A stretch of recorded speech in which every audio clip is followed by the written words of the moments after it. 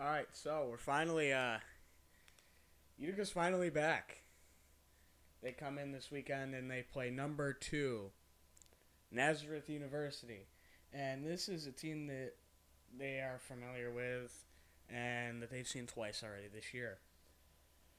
Here's the funny part about this. Me and one of the guys I sit with were talking about this during the last game. About, it would be nice to play Nazareth. I would rather take Nazareth at the moment over Stevenson and who I would rather face because Stevenson, I get it. The team that we had in the early season um, didn't look nearly as good as it did now because of a couple issues, which is stuff like chemistry and knowing where other guys are going to go naturally.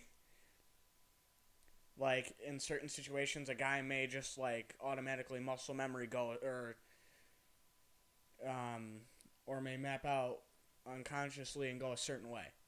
It's just knowing where that guy's going to go. And with that little bit of turnover, there was still a little bit of struggling and sloppiness at the beginning of the year. It's not present now, but still, Stevenson took them to overtime both games and took them to the wire. Nazareth, Utica put on a more convincing regular season series against. But you never know how a team's going to show up in the playoffs because Alvernia is a key point of that, and I'm going to keep going back to them like I did earlier this week on another podcast. If you come into playoffs with a regular season mindset, not going to work. Everybody's different. But you've got to balance that. Expect certain things, but expect a potential change coming your way because, it's a different day. And it's playoffs, and it matters at the end of the day. And Nazareth's going to bring the heat. I mean, Utica's got a ton of UCHC award winners. I posted a video on it. Dobay gets Defensive Player of the Year. Gary Heenan gets Coach of the Year. You have multiple first-teamers and second-teamers. Awards going to first team was Jason Dobay, Justin Allen, and Remy Parker on the second team. And Brian Landsberg was on the first team. I always forget him. That he's on the first team, and I always want to go to say second team, and then I remember he's with the first team because he was on that next page on the thing they made. So that's why I keep doing that on accident. And then on the second team, you had Mick Curran, Dante Zapata, and Kimball Johnson. My first thought was Lucas Herman probably should have been in the running and probably should have made at least the second team. He didn't. Oh well, what are you gonna do? But I'm proud. I mean, I talked about this after the Manhattanville game, and I've talked about this with people that know Utica hockey and said, this is going to be amazing when Landsberger's a senior because right now he's got the record for shutouts in Utica history with 5. I mean, this team and these guys have broken a bunch of franchise records so far. Well, college records. That I look back, I did a full notes of okay, what records are these guys in for and which ones have they already broken? Justin Allen, first defenseman to hit 100 points in his career. Stuff like that. I only have a list of the single season. I don't even have Remy Parker earlier this year set an in-game record or a single game record. Multiple guys probably set career records. And I do have to go back to last season's team and make sure because they didn't update the records on the website for last year either for that. But other than that, I can tell you right now, there's a lot of season stuff that could be broken or has been broken by this season's team. And it's a great thing to see. Now, going into play Nazareth, it might be a little tougher this time, but it's in the odd. You still have that home game factor. That home ice advantage. You have the herd that should be there. Where it is the students will be somewhere around the 103 area, 102 area. And there's new lights in there too. They got the new lights up last game. You could tell that they were in, they weren't on.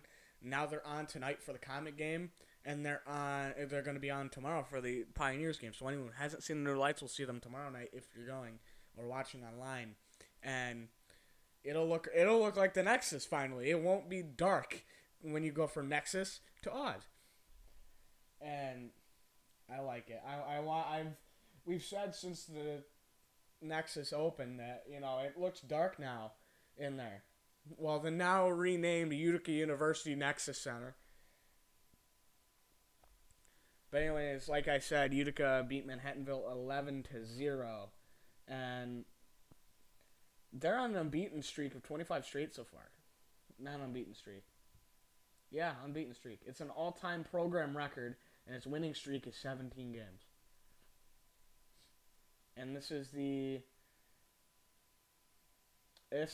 your 23rd UCHC game, being undefeated in UCHC play so far, including the last two games being 21 and 22.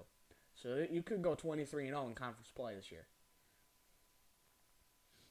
Now, last week's game, you had Lucas Herman put up a 4-goal performance. Remy Parker had one against Lebanon Valley, and that is the second. That was the second one from Herman that we've had from the team. And then you also had Buster Larson and Shane Murphy get hat tricks. I didn't know both of them had hat tricks. Nope, never mind. Got 2 goals. I saw hat tricks in there. Remy Parker, Regan Kavanaugh, and John Monkovich had 1 each in that game. And Jason Dobey pulled in 3 assists, while Regan and Connor Fedoruk, Matt Wood, Justin Allen, and Dante Zapata recorded 2.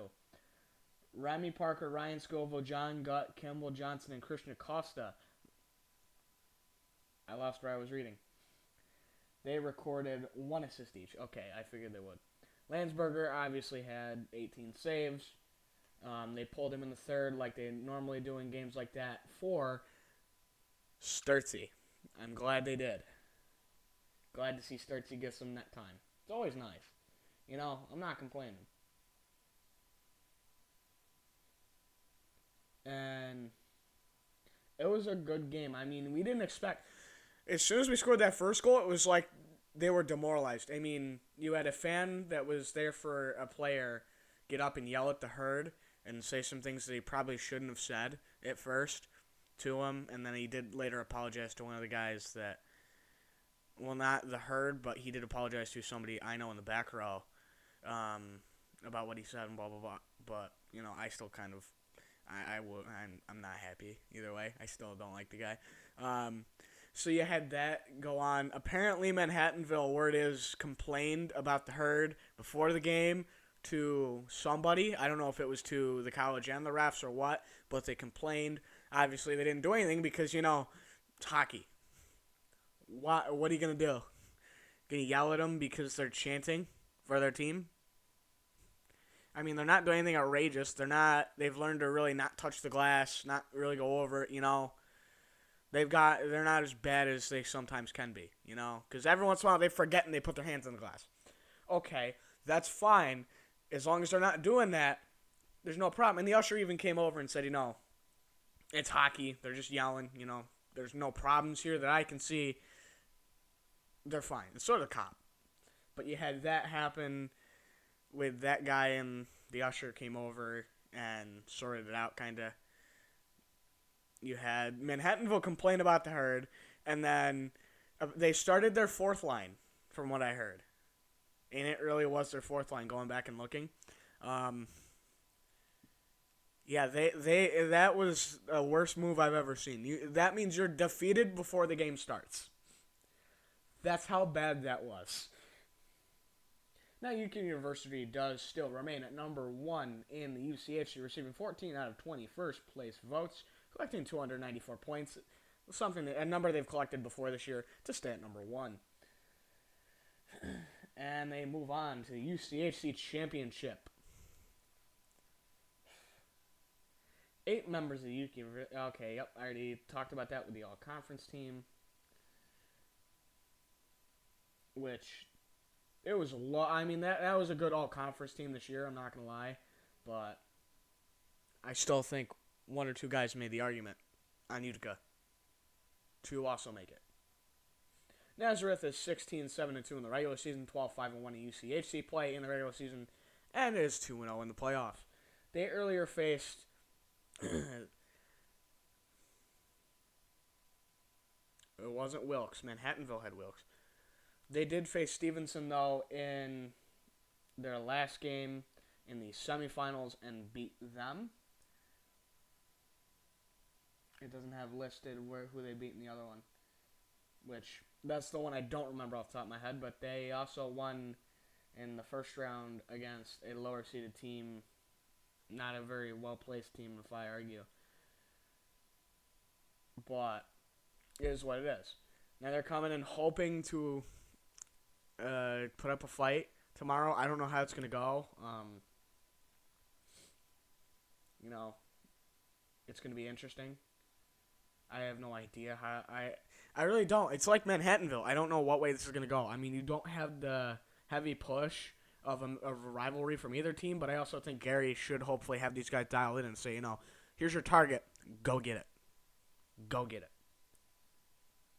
And they beat Nazareth 10-2 total score in each game. 6-1 on Duncan night. And then they also scored 4 more goals in the second game to win 4-1. And it's going to be interesting if they can do that again. I mean, it all depends on the goalie. If he gets hot, I'm a little more worried. But Utica's also a team that will pour shots on and pour and pour and pour. They're averaging 50 shots a game. They just keep pouring and pouring and pouring and pouring and pouring shots on continuously. They're first in the conference with that. They have 500 plus shots more than the next team at around 830, 850.